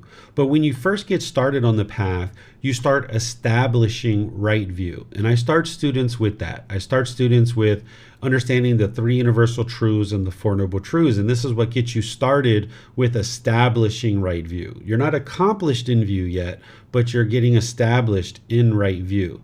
In order to get to the first stage of enlightenment, you need to not only establish right view through the 4 noble truths, but you need to get to accomplishment in view, where you're well accomplished in your view and how you view things in the world. So the Buddha gives 6 things here, and he's going to give several more discourses to help you understand how to attain accomplishment in view. The first one is incapable of considering any conditioned phenomenon or thing as permanent. Essentially, what he's referring to is the universal truth of impermanence. That in order for you to get accomplished in view, you would need to understand the universal truth of impermanence and be able to see that all the conditioned things or material objects around you are impermanent, in that they are not permanent. So by the time you get to accomplishment in view, you would be incapable of considering any conditioned object as permanent, because you would have deeply seen the truth of the universal truth of impermanence. You would be incapable of considering any conditioned object as providing you permanent pleasure, because you would understand that a conditioned object is impermanent and that conditioned feelings are impermanent. That while you might have a certain craving or clinging to a certain conditioned object, any kind of happiness, excitement, or pleasure that you experience as a result of that conditioned object and that craving or clinging to a conditioned object, it's not going to be permanent. So an enlightened being will be able to enjoy things. You'll actually enjoy way more out of life, but you will be incapable of considering a conditioned object as ultimately leading to pleasure, because you understand that that's conditioned pleasure and it's ultimately going to lead you to conditioned painful feelings as well. So you would understand the universal truth of discontentedness, which is the second universal truth. And then the third one he's talking about here is incapable of considering any phenomenon, thing, or object as a self, because you would have deeply understood the universal truth of non-self. By the time you get to the first stage of enlightenment and accomplishment in view, you would have eliminated personal existence view, which is that first fetter or that first pollution. And you wouldn't be able to describe or see or identify anything that would be the self. You know that this shirt is not you, this skin, this body, this mind, none of this is the self. So you would be incapable of considering anything to be a self, because you would have deeply understood the universal truth of non-self and eliminated personal existence view. This fourth one that he's talking about, incapable of doing a grave act that brings immediate results. What he's talking about here is something he's going to describe in the third discourse here, where there's these 5 things that are sometimes referred to as the 5 heinous crimes. They're things like killing your mother, killing your father, killing an enlightened being, shedding the blood of a Tathagata, a Buddha, with a mind of hatred. And the 5th one is to create division and separation within the community. And we'll talk about those in a moment when we get to that discourse. But the Buddha is saying you would be incapable of doing these 5 things. The 5th one is incapable of resorting to the belief that purity or enlightenment comes about through superstitious or auspicious acts. Because by the time you get to accomplishment in view and to the first stage of enlightenment, you would have understood dependent origination. We studied that last week. Dependent origination shows you that the number one problem is ignorance, the unknowing of true reality. And then all of these causally arisen objects ultimately lead to discontentedness in those discontent feelings. And you would know that in order to eliminate discontentedness, in order to get to enlightenment, you need to eliminate discontentedness and purify the mind. In order to do that, you need to eliminate ignorance. And the way to eliminate ignorance is to cultivate wisdom. So you learn, you reflect, independently verify, and you practice to cultivate wisdom. So you know that superstitious and auspicious acts, rites, rituals, ceremonies, and worship isn't going to lead to enlightenment, because the problem that the unenlightened mind is experiencing is the unknowing of true reality, the ignorance. And there's no amount of water or any other rites or rituals or tying of strings or ringing bells or anything like that that's going to lead to wisdom. So you will have seen dependent origination and understood that. You would have eliminated wrong observances as part of the fetters, and you would know that there's no way that any superstitious or auspicious acts would lead to purity of the mind and helping the mind get to enlightenment. So you would be incapable of believing that anything that like that would lead to enlightenment, because you would have deeply seen the truth of what the real problem is, and you would know what the solution is, which is wisdom. And then the 6th one is incapable of seeking a person worthy of offerings outside of here. What that's related to is what I was just sharing, is that during the lifetime of the Buddha, there was him sharing teachings with a certain community of ordained and household practitioners, but then there were lots of other teachers who were sharing various things, and they had their own communities as well. And there were various people in the villages that were providing offerings and practicing generosity, and they were sharing their offerings with all kinds of different people that were coming through their village. But if somebody has gotten to accomplishment in view, and they've gotten to this first stage of enlightenment with significant improvement to the condition of the mind, they would have needed to deeply investigate the teachings of the Buddha in order to be able to get to that accomplishment in view and into the first stage of enlightenment, and seeing that improvement to the condition of their mind and the condition of their life. And if they've seen that truth, they would be incapable of making an offering to anybody outside of the Buddhist community, because they would know that those teachings of hanging yourself upside down from trees and starving yourself, laying on beds of nails, piercing your body with metal implements, this isn't going to lead to enlightenment, and you would be disinterested in supporting that type of teaching. But if you've accomplished in view and you've gotten to this first stage of enlightenment, then you would have seen the truth, and you would have no doubt that these teachings are leading to the improvement to the condition of the mind. So a person would be unable or incapable of making offerings to any practitioners that were practicing anything other than these good wholesome teachings that are going to lead to enlightenment. And you would have seen that and be able to identify that on your own. What questions do you guys have on this discourse? Okay, I'm not seeing any questions here, so let's go to the next one. which is chapter 25. 6 cases of incompatibility by one accomplished in view. Second discourse. Monks, there are these 6 cases of incompatibility. What 6? One accomplished in view is incapable of residing without deep respect and politeness towards the teacher. 2, incapable of residing without deep respect and politeness towards the teachings. 3, incapable of residing without deep respect and politeness towards the community. 4, incapable of residing without deep respect and politeness towards the training. 5, incapable of resorting to anything that should not be relied upon. 6, incapable of undergoing any 8th existence. These are the 6 cases of incompatibility. Okay, so let me explain these for you. Based on the same things that I've been describing, that by the time you get to accomplishment in view, into the first stage of enlightenment, you've had significant improvement to the condition of the mind and the condition of your life. So any teacher who has helped you to be able to get to that, the Buddha is saying that, okay, now that you've seen that deep improvement to the condition of your mind and your life, you would be incapable of not having deep respect and politeness towards this teacher, because anybody who's helped you to get to that improved condition of mind and condition of your life, they would have done so without expecting anything in return from you, and you would have been able to see the improvement to the condition of your mind and your life, and you would have deep respect and politeness towards the teacher that has helped you to be able to get to that first stage of enlightenment. Same thing about the teachings. Any teachings that have led you to that improved condition of mind, you would have deep respect and politeness for that set of teachings and collection of teachings. And then the same thing for the community. As I was saying, being part of a community, these are people who are encouraging you, supporting you, motivating you. You're able to observe certain things that you admire about certain aspects of practice of certain members of the community, and you'll incorporate that into your practice. So these individuals have helped you. Yes, the teacher has helped you and the teachings have helped you, but the community has also been of help to you as well. So you would have deep respect and politeness towards this community.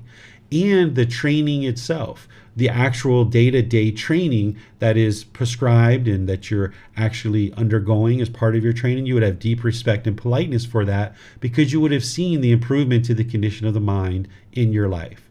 And then number 5, incapable of resorting to anything that should be relied upon.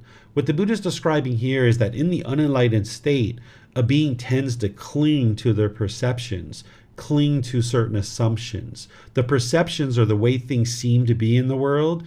We don't necessarily track down the truth and look for the truth in the unenlightened state. We tend to believe a lot of things. But by the time you've gotten to the first stage of enlightenment, you would have needed to learn, reflect, independently verify, and practice. You would have needed to cultivate a certain amount of wisdom and gotten rid of certain beliefs and replaced that with wisdom. And you would have done this work to let go of any kind of clinging to your perceptions or to assumptions. And not only would you do that in relationship to the teachings of the Buddha, but you would do that in your daily life too.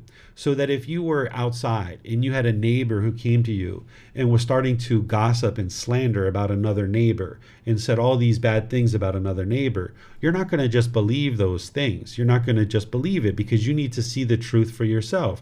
And based on your experiences with this neighbor, you've had nothing but great experiences with this neighbor. So you're going to be incapable of resorting to anything that should not be relied upon, meaning you're going to investigate the truth. So like, let's just say you have children and one of your children came to you and said, mommy, Jimmy is hitting me, and Jimmy's, doing this, and Jimmy's doing that. Well, you're not going to just rely upon that. You're going to look for independently verifiable evidence that this has occurred. Are there any scratches on the child? Are there any red marks? Are there any bruises? Things like this. You're going to be looking for independently verifiable truth in all aspects of your life. So you will not be clinging to your perceptions. You won't be making assumptions in daily life by the time you get to accomplishment in view in this first stage of enlightenment. And then, having got to the first stage of enlightenment, you would be incapable of undergoing an 8th existence. That if you get to the first stage of enlightenment, you will have a maximum of 7 rebirths by the time you get to enlightenment itself. It could be 2, it could be 3, it could be 1 more. you're going to have a maximum of 7, but you won't be capable of having an 8th existence. Any questions on this particular chapter? Go ahead, Eugene. Yeah. Mhm. I tried to raise the right icon. Okay. I still didn't understood the point 6. Maybe because of English, I'm not sure yet. Okay, so the 4 stages of enlightenment.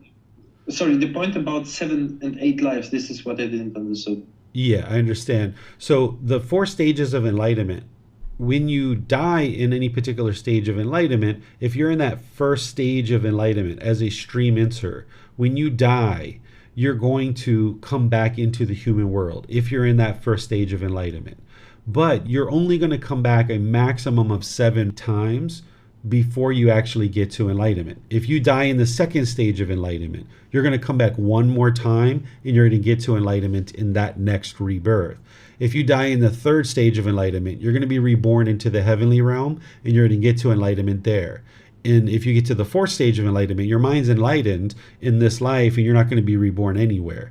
But in that first stage of enlightenment, if you get to the first stage of enlightenment for the very first time, you will get to enlightenment. That's why we call it stream entry, because it's like the log entering the stream and you're going to eventually get to the ocean. So once you get to that first stage of enlightenment, you will get to enlightenment in a maximum of 7 rebirths.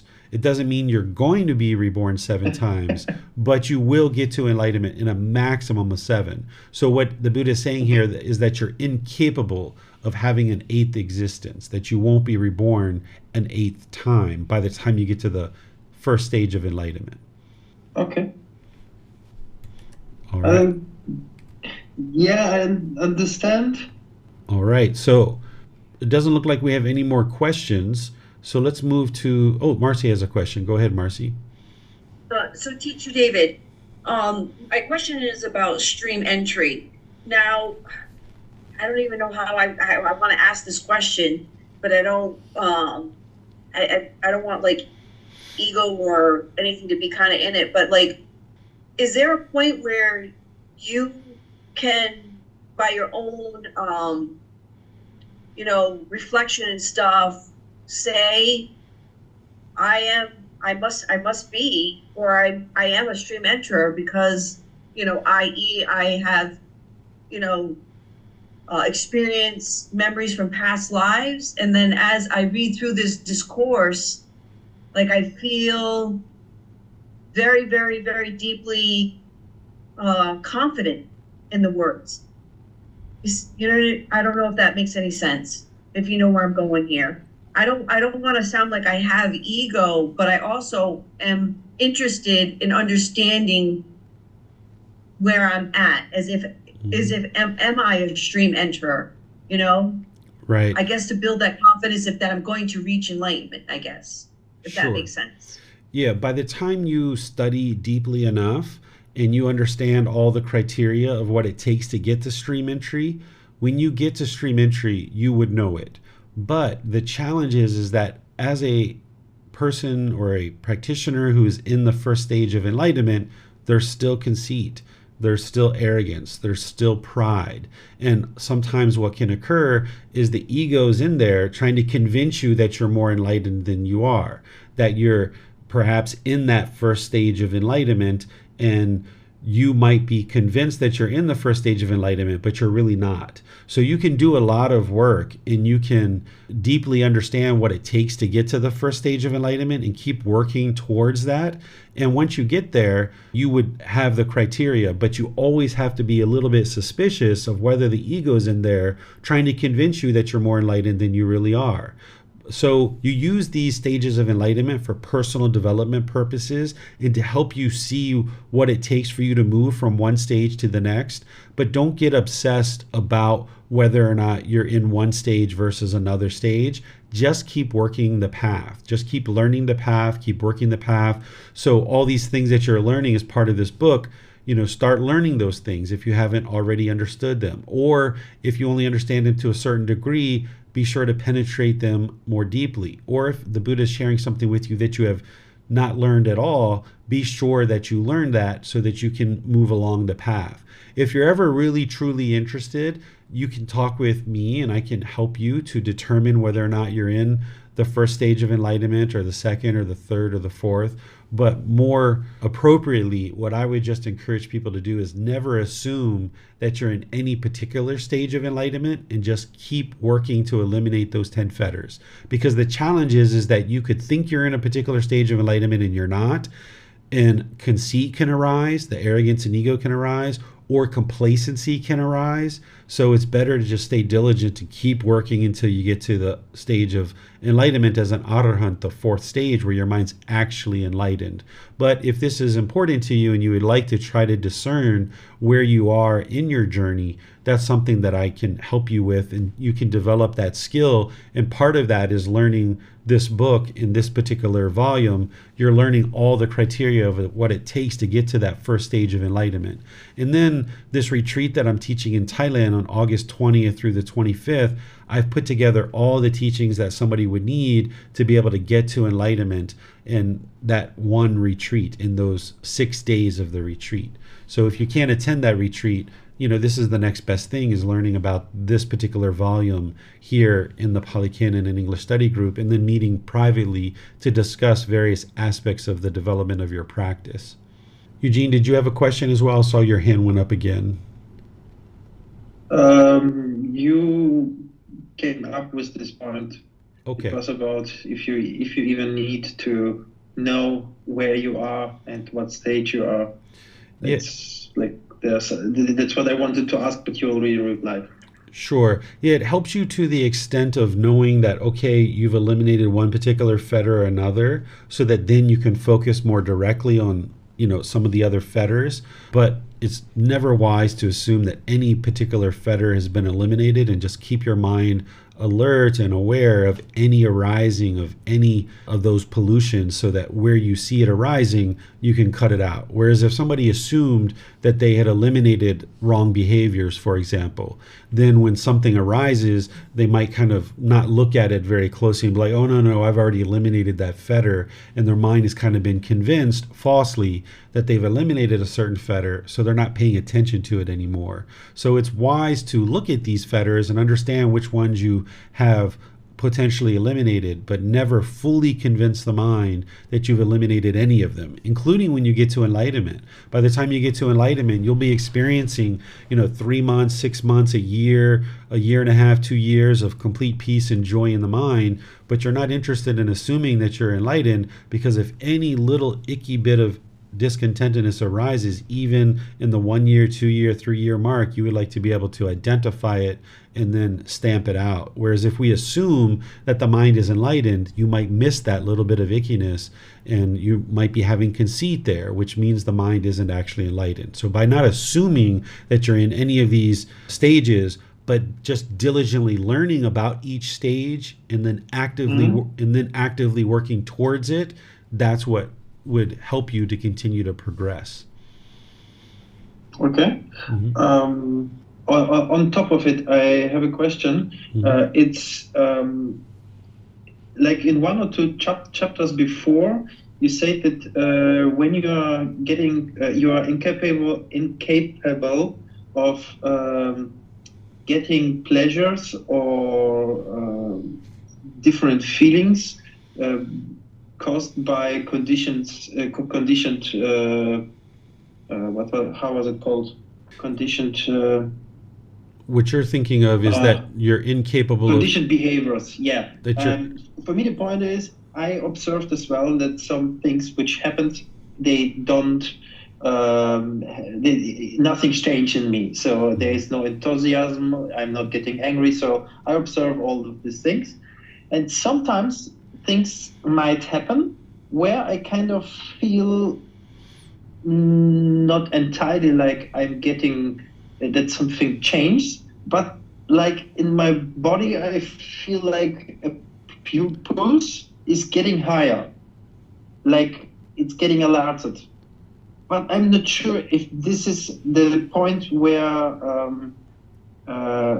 this is the area where it starts first, then the emotion comes, and then the thoughts are coming. Or because each time when it comes, I'm really aware of it, that my body is kind of reacting or feeling strangely. So I can as well block it, because I know, okay, I'm feeling strange. I don't continue to think and to feel, and I detach as well. But this arising of this sensual feeling in the body, is this the first step, or it already happens after I got some sensual feelings and thoughts? Do you understand what I mean? I understand a little bit of it. What the Buddha is describing here in this first discourse is all about the intellectual understanding. He's saying that you're incapable of considering a conditioned object as being pleasurable, because you know that it's a conditioned object, so therefore it's going to only create conditioned pleasant feelings. What you're describing is based on what you're experiencing and what you're feeling, which, let's discuss this offline, maybe at the end of the class. If you would like to stick around and discuss it some more, we can. But here, the Buddha is talking about the intellectual understanding in that first discourse. Okay, so let me see if we have any questions on this second discourse anywhere. I don't see any questions. So let's go to now chapter 26, which is the third discourse of this type. 6 cases of incompatibility by one accomplished in view. Third discourse. Monks, there are these 6 cases of incompatibility. What 6? One accomplished in view is 1. Incapable of depriving his mother of life. 2. Incompatible of depriving his father of life. 3. Incompatible of depriving an arahant of life. 4.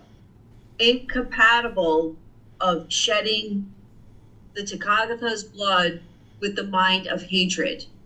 5. Incompatible of creating a division in the community. 6. Incapable of acknowledging another teacher. These are the 6 cases of incompatibility. Okay, so this is the first 5 are the grave acts that bring immediate results that the Buddha was talking about in the previous discourse.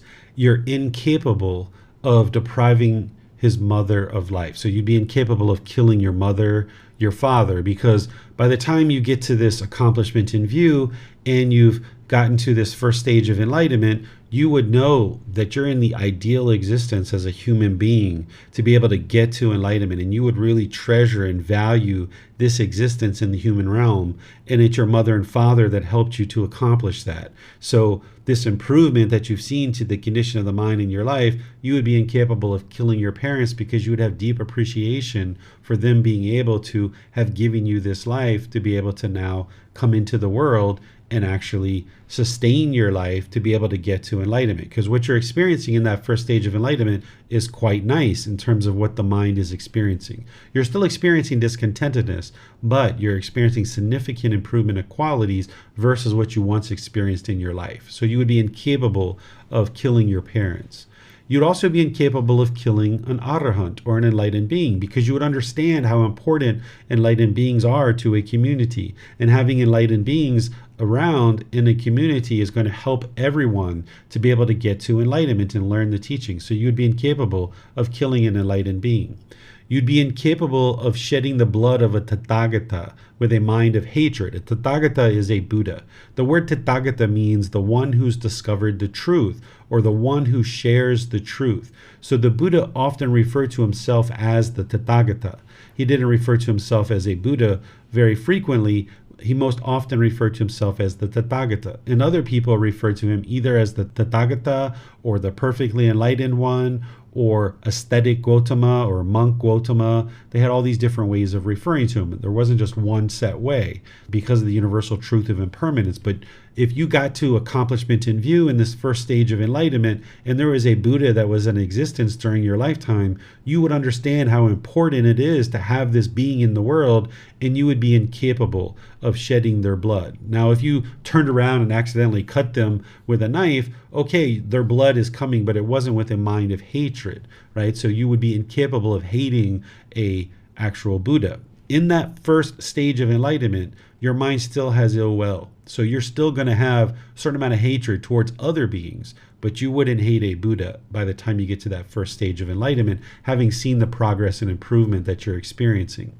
And because this community has been so beneficial to you, you would be incapable of creating division in the community. Because you've seen that improvement to the condition of your mind, you wouldn't be interested in creating division in this community, because this community has been very beneficial to you, and you would like to see others experience the same benefit as well. So you wouldn't be trying to create division about gossiping or slandering or breaking up or arguing amongst a particular community that has helped you to get to this first stage of enlightenment. And you would be incapable of acknowledging another teacher, because, as I mentioned, any particular teacher that has helped you get to that first stage of enlightenment, you would be incapable of acknowledging some other teacher, because the benefits that you're experiencing in the quality of your mind and your life are so significant, and you know that it's this person that's helped you to get to that, and you would be incapable of acknowledging somebody else that you would know that this person has helped you, and you would be dedicated to learning and continuing to grow and evolve based on the teachings that this particular teacher is sharing. So these are the 6 cases of incapability, the third discourse. Any questions on this chapter? Okay, I'm not seeing any questions here, so we'll go to the 4th discourse, which is chapter 27. 6 cases of incapability by one accomplished in view. 4th disclosure. Monks, there are these 6 cases of incapability. What 6? One accomplished in view is incapable of resorting to the view that pleasure and pain are made by oneself. Incapable of resorting to the view that pleasure and pain are made by another. Incapable of resorting to the view that pleasure and pain are both made by oneself and made by another. Incapable of resorting to the view that pleasure and pain are not made by oneself but have arisen by accident or chance. Incapable of resorting to the view that pleasure and pain are not made by another but have arisen by accident or chance. Incapable of resorting to the view that pleasure and pain are made neither by oneself nor by another but have arisen by accident or chance. These are the 6 cases of incapability. For what reason? Because the person accomplished in view has clearly seen causation and casual arising objects. These are the 6 cases of incapability. Okay, thank you, Marcy. So let me ask you guys, what is the cause of pleasant feelings and painful feelings? Go ahead, anybody can answer. Cravings and attachments to impermanent objects. Right. Craving, desire, attachment, the mental longing and strong eagerness. So anybody who's accomplished in view would understand that pleasure and pain are not caused by one's self, because you know there is no self. And you know that pleasure and pain are caused by craving, desire, attachment. So you would be incapable of resorting to the view that pleasure and pain are made by oneself, because you already know it's craving, desire, attachment that causes that, and you know that there isn't a self. So you would be incapable of this. And the same thing with all these others. You'd be incapable of resorting to the view that pleasure and pain are made by another person. You would know that any discontentedness arising in the mind is caused by craving, desire, attachment. You would be incapable of resorting to the view that pleasure and pain are made both by oneself and made by another, because you know it's craving, desire, attachment. And you would be incapable of resorting to the view that pleasure and pain has arisen by accident or chance. And then the Buddha is giving different variations of that as well. That you know it's not by accident or chance that pleasant feelings and painful feelings are arising. It's craving, desire, attachment. So perhaps you guys have this one locked down, right? Maybe you guys got this one under your belt. In addition to all the other things that you need to do to get to the first stage of enlightenment, you understand this aspect of accomplishment in view. Any questions on this one? Okay, I'm not seeing any questions, so let's move to the next one. This is chapter 28. I'm not going to have you read this one, Marcy. What I normally do here in the Pali Canon English study group when we come across a chapter that is the Eightfold Path, what I do is I just open up to any questions you guys have, because I've deeply shared the teachings of the Eightfold Path in the group learning program and various classes, courses, and retreats that I teach. I go through it in detail, and it takes me a minimum of about an hour and a half, 2 hours to fully teach the Eightfold Path. There are some classes where I break it up into 3 sections, and I take 6 hours to go through and teach every single aspect of the Eightfold Path. So instead of reading it here, what I usually do is just see if there's any questions, because you guys need to be dialing in each one of these 8 factors closer and closer into your practice, and you might have questions about one particular factor or another. So if you guys have any questions, let me know and I will help you to clarify any of the individual factors that you might be needing help with. So Marcy, you have a question? Yes. So my question is, aside from the 5 precepts, when is it okay to fulfill a craving versus letting it go? Okay, so there's going to be multiple approaches to eliminate a certain craving. What you would like to do is ultimately get to the point where you've eliminated all cravings, desires, attachments. There's no mental longing, strong eagerness in the mind. Your mind's firmly rooted in the middle way, and you're able to pursue things as a goal, objective, or interest. But you're not chasing, you're not longing, you're not yearning.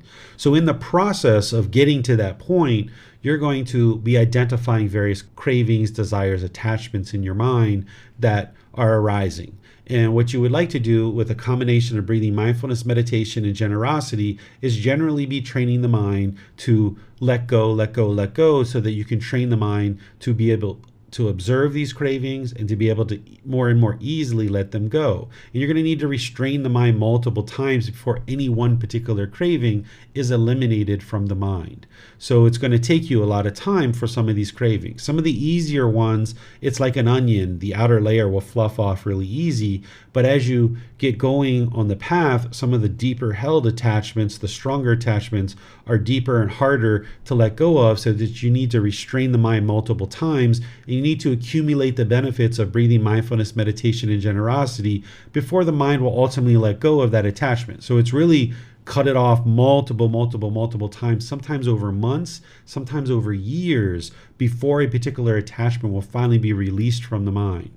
While you're in the process of doing this, there are some particular cravings, desires, attachments that the way to eliminate it is to actually fulfill it. So one of the common examples that I use is like if you always had a burning desire to go to the Philippines, and you've always wanted to go to the Philippines, and you have this obsession to go to the Philippines. One of the ways to eliminate that craving is to just go to the Philippines and see it. So you can check it off your list, like been there, done that, and I don't have that craving anymore because I know what it's like. So in this situation, that particular craving, it's not going to cause any harm by you going to the Philippines and checking it out and seeing it and training the mind to let that go. But if you have a craving to go out and kill somebody, you're not interested in fulfilling that craving, because that's going to cause certain significant harms, and that harm's going to come back to you. So what you're looking at is you're looking at the harm. If there's a certain craving that isn't going to cause harm meaning physical injury or injury to someone's material possessions or injury to someone's reputation or something like that, if it's not going to cause harm to an individual or to yourself, then it's oftentimes helpful to just fulfill the craving. So some things that you wouldn't fulfill are things like killing or stealing or sexual misconduct or lying or substances that cause heedlessness. Yes, those 5 precepts, you're not interested in fulfilling those cravings. But as you're working towards maybe letting go of coffee, maybe you've let go of coffee for 3, 4, 5, 6 days, maybe a week, and you feel the pressure of this craving coming up in your mind, and gosh, you just want to have a coffee so badly because you have this craving for it. Well, maybe you go have a coffee, but then you get right back into eliminating it, and now you go 2 weeks or 3 weeks without having a coffee. And then now maybe you decide to have a coffee. And this kind of releases the pressure out of the mind, because letting go of these cravings is kind of like a dam. Like if the water is rising up on the dam, one of the ways that they release the pressure is they just open the dam and they let the water out. And then when the water is lowered, they just close the dam back up. Because if they allow that water to keep building, it's going to break the dam, it's going to damage it, and they have a multi-million-dollar project on their hands to be able to fix this dam. So it's the same thing that if you're trying to eliminate certain cravings that aren't harmful to others, that if you feel the pressure building up in your mind, sometimes it's better to just fulfill a little bit, give the mind a little bit of what it wants in order to release the pressure. And then when the pressure drops back down, now you get back on it and you start working to eliminate it and get further and further away from this craving. So look at the harm involved. And if you have certain examples, I can let you know. If you're having challenges, you can post it into the Facebook group. You can ask questions in class, send me a private message, or schedule personal guidance, and I can help you see more and more clearly which one of these cravings or not are going to cause harm or not. All right, let's see if we have any questions on social media about the Eightfold Path. It looks like we have a question here from Tonka. I tried not eating any animal products and my digestion got very bad. Would it be necessary to be pure vegan in order to follow the Eightfold Path 100%? Did people in Buddha time eat animal products? So what you will notice if you decide to transition over to vegan is you'll notice that your digestion will go through changes and it'll feel uncomfortable in some situations. So this is why you would like to do it gradually, that you gradually move towards vegan rather than doing it really quickly, because the body has gotten attached and gotten dependent, and the mind has gotten dependent on these animal products. So if you kind of like have one meal a day that's vegan and do that for a few weeks, and then maybe 2 meals a day every other day, and then 1 meal every other day, kind of this kind of thing, or 1 day vegan, 1 day you're eating meat, 1 day vegan, 1 day eating meat, this will help the body and the mind adjust more readily. So whatever you experience with digestion, I experienced those things too. And it took a while for the body and the mind to be comfortable with that. So I would encourage you to continue to look at that and work towards getting to vegan if that's something that you're interested in doing.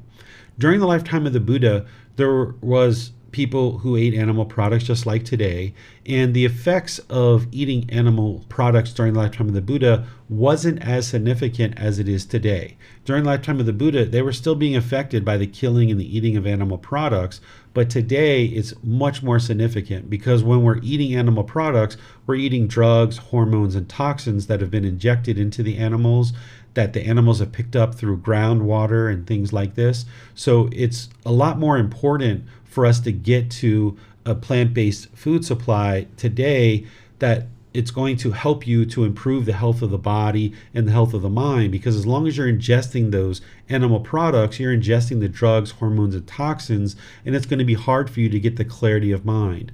So if you decide to move to predominantly plant-based food supply, this is going to help to improve the health of the body and the health of the mind. But you need to do that gradually and slowly.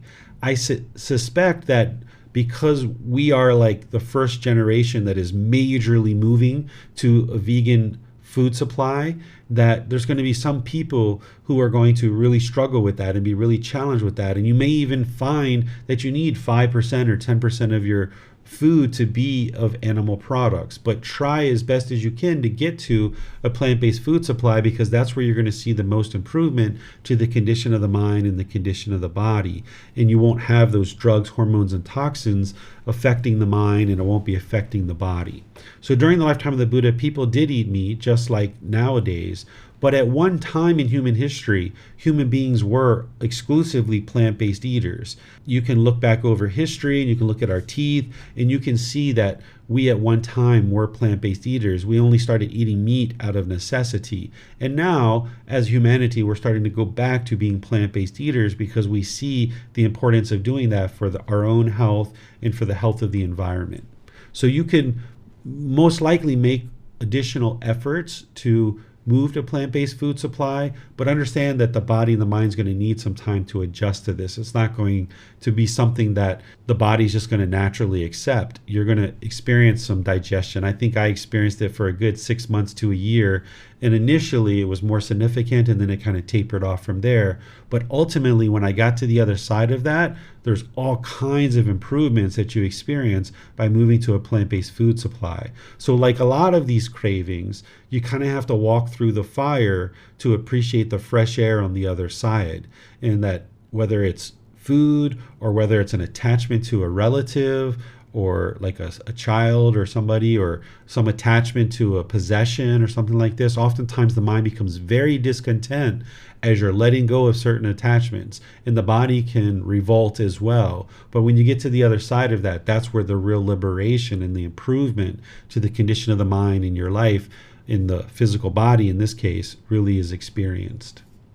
Okay, I don't see any other questions anywhere, so let me go ahead and move to the next chapter, which is chapter 29. Go ahead, Marcy. How a stream enterer is called. Monks. When a disciple thus understands, as they really are, the cause and the passing away of the world, he is then called a noble disciple who is accomplished in right view, who is accomplished in vision, who has arrived at these true teachings, who sees these true teachings, who possesses a trainee's wisdom, who possesses a true wisdom, who has entered the stream of the teachings, a noble one with penetrative wisdom, one who stands squarely before the door of the deathless, enlightenment. Okay, thank you, Marcy. So here, this first sentence that the Buddha is explaining, he's saying that a noble disciple, someone who studied very deeply, and ultimately he says someone who's a stream enterer, that they've already seen this causing and passing away of the world. What he's saying here is that you understand the universal truth of impermanence, that you understand that this world is not permanent. Humanity is not permanent. Oftentimes in the unenlightened state, we crave and we cling and we want humanity and civilization to be permanent. But if you've deeply seen the universal truth of impermanence, then you know that this humanity, this civilization that we're all living in, is not permanent, and the earth itself is not permanent. There's constant change, that there's this arising and passing away. And that having done that, you've developed a certain amount of wisdom to get to this first stage of enlightenment. And then he says that you're standing squarely before the door of the deathless. I talked about this in a recent class, where when you're in the unenlightened state, and you're experiencing birth and death and birth and death, you're experiencing the birth and death, birth and death. You're roaming and wandering through this cycle of rebirth. But by the time you get to enlightenment, the mind is now liberated. You're outside of this cycle of rebirth. You're no longer going to experience death at that point. When you get to enlightenment and then this final life comes to an end, we call it final enlightenment. Or we call attaining enlightenment as attaining the deathless element, because you will no longer experience death at that point. That you can eliminate all your cravings, desires, attachments, except for one, as long as you're living in this particular life.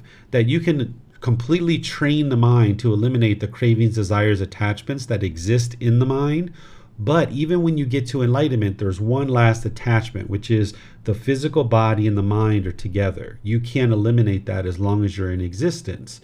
So that's why you still experience a certain amount of physical pain, even when you're in the enlightened mental state. It'll be very muted, it'll be very insignificant, but you still experience some physical pain. And you need that, because if you were, as an enlightened being, standing too close to a fire, you need to know that there's heat there and to make the decision to move away. Where in the unenlightened state, when you experience that, you might have also experienced mental anguish, where you were angry or frustrated that this has occurred. In the enlightened state, you'll feel the physical sensation associated with the fire, but you won't experience the mental anguish because you've now gotten to enlightenment. So by the time you get to this first stage of enlightenment, you are one who stands squarely before the door to the deathless, meaning that you haven't entered into enlightenment. You haven't entered into this state of no longer experiencing death, but you're standing right in front of the door, able to walk through it. So by the time you get to enlightenment, you have now attained the deathless element. You will no longer experience death. You will experience final enlightenment at the end of this life, and that's where the body and the mind will separate. And now you will no longer experience any physical pain whatsoever. So that's what he's referring to here, that you will have seen the universal truth of impermanence and that you're standing squarely in front of the potential to be able to get to this deathless element or enlightenment. Any questions on this chapter? Okay, I'm not seeing any questions here, so we'll go to the last chapter, which is chapter 30. The 10 fetters. Monks, there are these 10 fetters. What 10? The 5 lower fetters and the 5 higher fetters. And what are the 5 lower fetters? Personal existence view, doubt, wrong behavior and observances, sensual desire, and ill will. These are the 5 lower fetters. And what are the 5 higher fetters? Desire for form, desire for formlessness, conceit, restlessness, and ignorance. And these are the 5 higher fetters. These monks are the 10 fetters. Okay, thank you, Marcy.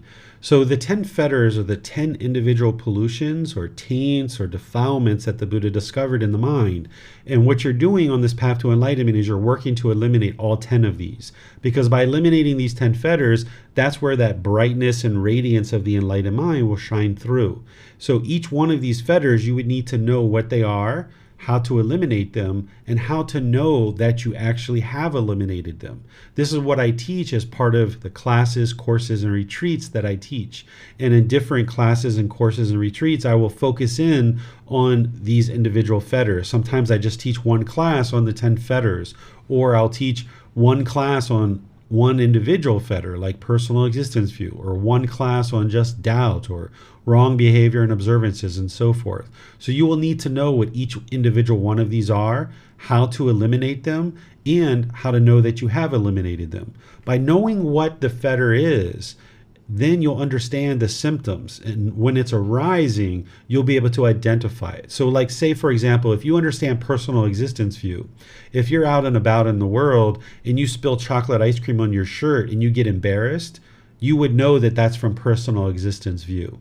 And you would know like, there's personal existence view still in the mind. I need to eliminate that, right? And you would know how to eliminate it. And if you don't, you would get help from your teacher of how to eliminate it. And you would know how to determine that you have eliminated it. So every single aspect of the teachings of the Buddha is guiding you to eliminate these 10 fetters, whether you realize it or not. Something like the 5 precepts, a simple teaching like the 5 precepts, is guiding you to eliminate the 10 fetters. Certain individual fetters. So for example, that first precept of living compassionately for the welfare of all living beings and abandoning killing, that is helping you to eliminate the fetter of ill will. The second precept of abandoning the taking of what is not given, not stealing, that's helping you to eliminate sensual desire. Same thing with the third precept, where you're learning to eliminate the sexual misconduct. That's also helping you to eliminate sensual desire. These are also helping you to eliminate wrong behaviors as well. So each one of these individual teachings that the Buddha is describing, whether it's the 5 precepts or the Eightfold Path or any of the other teachings that he's teaching you, he's guiding you to eliminate all of these 10 fetters, but he's not necessarily calling it out. So as you're developing those foundational teachings as part of things like the Eightfold Path, you're developing that as your foundation, which includes your meditation practice. Eventually, as you develop those foundational teachings, you start experiencing the jhanas, which are 4 preliminary phases that the mind starts experiencing these glimpses of the peace and the joy for a few minutes, a few hours, maybe a few days. And as you're starting to experience those jhanas, that's the indication to you that you're putting together the foundational teachings really well. And now it's time to start focusing on the fetters. Even though you've already been working to eliminate some of the fetters, that's the whole reason why you're experiencing the jhanas to begin with, is because the pollution is starting to be eliminated out of the mind, but you haven't been directly understanding necessarily what each individual fetter is and how to actually eliminate them. So once you get your foundational teachings underway and you know those really well, like the Eightfold Path, if you know that inside and out and you're practicing it better and better all the time, and now you're looking for the next thing to learn as you're starting to experience the jhanas, you should start focusing on the 10 fetters and understanding what they are, so that you know that when they're arising in the mind, you can see that clearly, understand how to eliminate each one of them, and understand how to know when it actually has been eliminated. And that's what's going to ultimately bring your mind to enlightenment, by eliminating all 10 of these fetters, which you're going to need the foundational teachings to be able to do. You can't just from the very beginning go in and start eliminating the fetters. You need to start developing your foundation first, and then graduate into understanding these and actually eliminating them. So let me see what questions you guys have on these. Marcy, go ahead. Thank you, Teacher David. My question to you is, you had said before, like I could sit with you and figure out where I'm at as stream enter, but upon reflection of all of this, would it be possible to maybe just sit with you and then just see where I'm at to see if I need to start working on the 10 fetters? I think I have an attachment to trying to find out if I'm a stream enter, so I kind of I'm more interested in just kind of letting that go and maybe just having a session for you to see where I'm at, to see if maybe now is a time that I know the foundation teachings enough to maybe begin chopping away at these 10 fetters. Sounds like a good plan to me. All right. Mm-hmm. Okay. Thank you, Teacher David. Yes. And by the way, for those of you guys that are looking to understand these 10 fetters more, down in this chapter that is in volume 5, chapter 30, you can see where I've described each individual fetter, what they are. And I even have this in volume 1, chapter 3. So you can get familiar with these at any point in your development of this path to enlightenment. But just know that here's where I describe those for you in detail. Because up here, the Buddha is just listing out what these fetters are. And then his students would know what they are because he would be explaining them to them. But here is a detailed description of what these fetters are. And you have that in this chapter, and you have it in other places as well. And then there's classes and courses and retreats that I teach where I focus on these fetters, and they're actually recorded. So if you're at a point where you would like to investigate these at any point, any of you, then you can look at the books that I've shared, the content on this, the videos, the podcasts, and things like that. And that'll all help you to develop your wisdom around these 10 fetters. Okay, so let me make one more look at the social media. So here, Tonka's asking the question, can we work on all fetters at the same time? Yes, you can. You can have a general awareness of all these fetters, and the more that you understand the totality of all the fetters, then whenever you see even like conceit, like right now, say someone's not even in the jhanas yet, but let's just say they understand the fetter of conceit and the arrogance and the pride and the judging and measuring and comparing. Even though they're not even in the jhanas yet, if they understand the 10 fetters, if they see that arising, that conceit arising in the mind, they can cut that off and let it go because they understand the Eightfold Path. So even though I say that when you're in the jhanas, that's the appropriate time to more intensely start looking and directly looking at the 10 fetters and understanding them and then working to eliminate them, that doesn't mean you have to wait until then. It just means that that's the point where, okay, you've gotten your foundational teachings well underway because you're experiencing those jhanas, and now's the time to directly start focusing on eliminating the 10 fetters because you've already been putting together the Eightfold Path and everything else.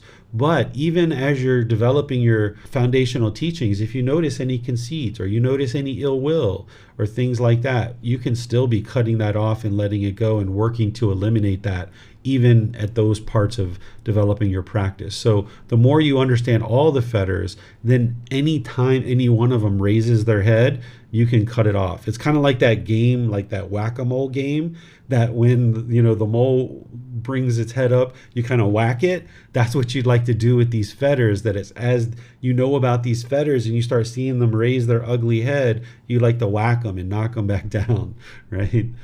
All right, so great questions there, guys.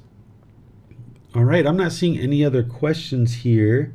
Just seeing lots of thanks for Marcy to read, which I appreciate as well. Marcy, thank you for reading. So what I'll do then is just encourage you guys to look at the next set of chapters in this book, which would be chapters 31 through 40. That's what we're going to be studying next week. So you guys can be reading these before class and or after class, because remember, you've got the words of the Buddha, you've got the reference, and you've got my words too.